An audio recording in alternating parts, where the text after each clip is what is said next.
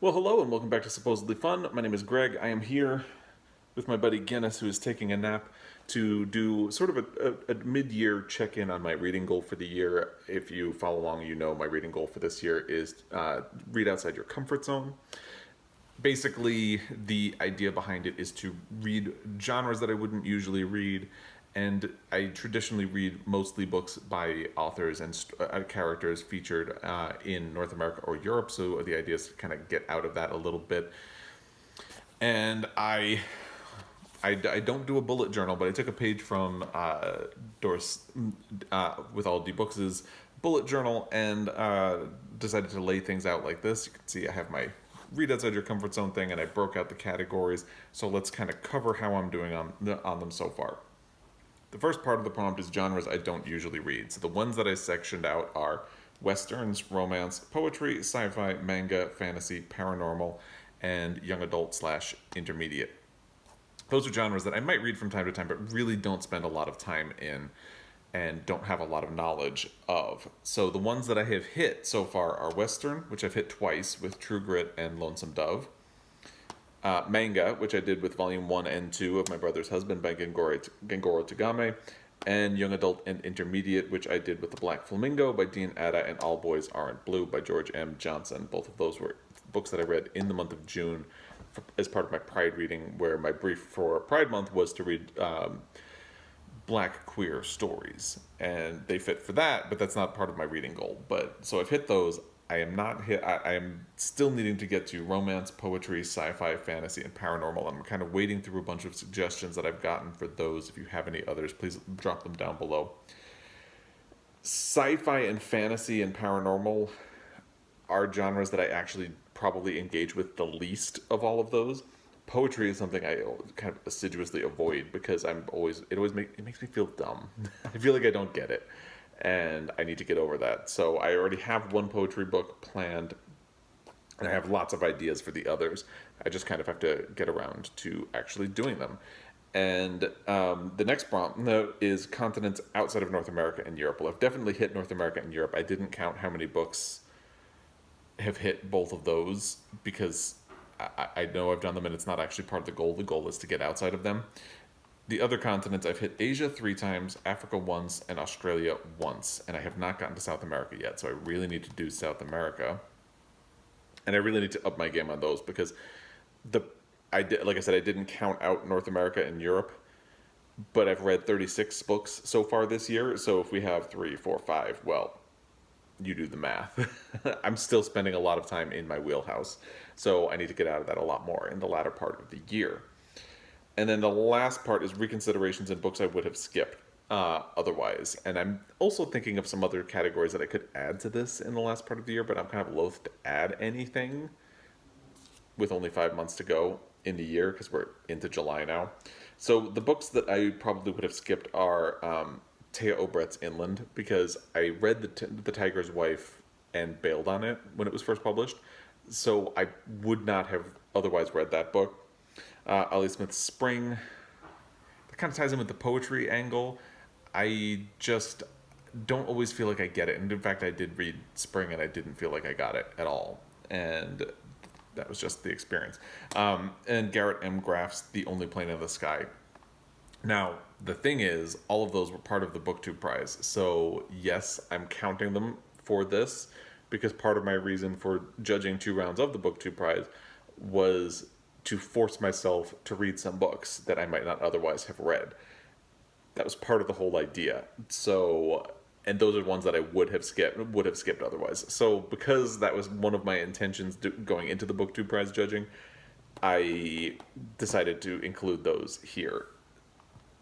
In the latter part of the year, I think one of those reconsiderations is I need to pick a book that I previously loved but need to revisit, and I need to pick a book I might have disliked in the past and need to revisit. So I'm going to spend a little more time on that as well. One thing that has been interesting is that because I judged 2 rounds of the BookTube prize, I have read a lot of books so far this year that were published in 2019, but I haven't read a single book that was published in 2020 yet, and I kind of need to fix that as well. It has nothing to do with my reading goal. but it's just something that was actually Eric Carl Anderson kind of pointed it out when I was doing my mid-year check-in.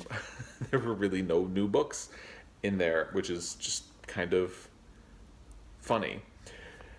And I thought it would be interesting to check in with last year's goals just to see how I'm doing with those. My first goal from last year was to read more books by women than by men. Traditionally, my reading year it's always been fairly close, but there were always more male authors than female authors in the end. For example, in 2018, 26 of the 58 books that I read were by women, and that equates to 45% of my reading. So it's roughly close, but women never outdid the men.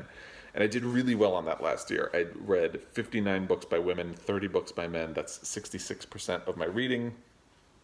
I did this nice little colorful chart to show women, men, and one non-binary.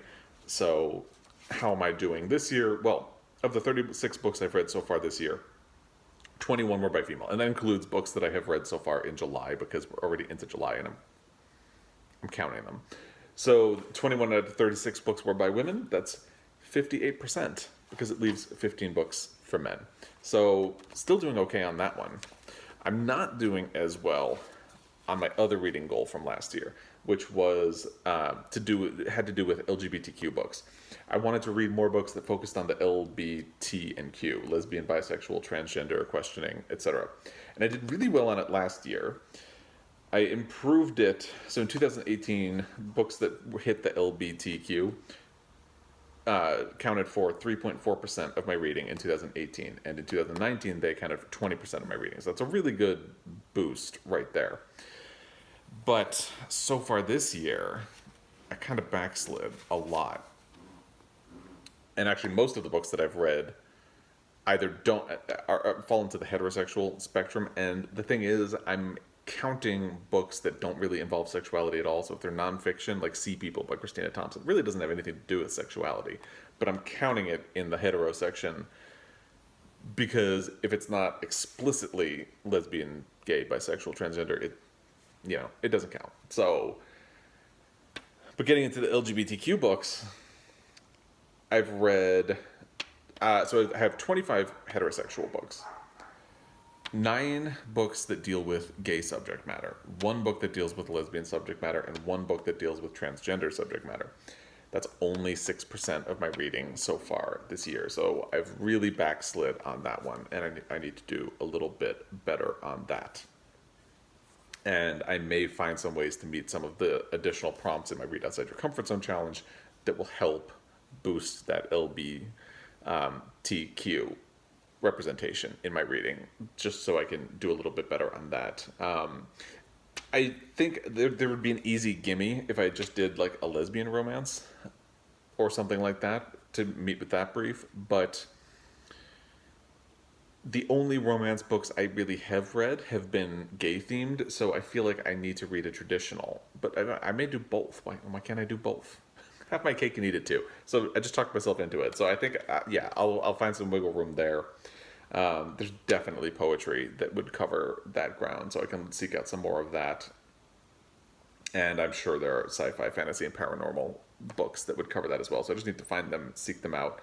And if you have recommendations, especially for continents and authors, if you have books that are either written by or set in Asia, South America, Australia, Africa, that deal with those, I would really appreciate that. So drop those in the comments down below. The other thing that has been interesting is that because I judged 2 rounds of the BookTube prize, I feel like I didn't get to spend a lot of time on this in the first half of the year. And I'm thinking I'd probably want to do the final round, but that would also take away from this a little bit. So I took this current round off, which is the semi-final round. So I can spend some time to focus on this. And I've had a bit of a slow approach to July so far, because I had a TBR for June, and I kind of wanted a month without one.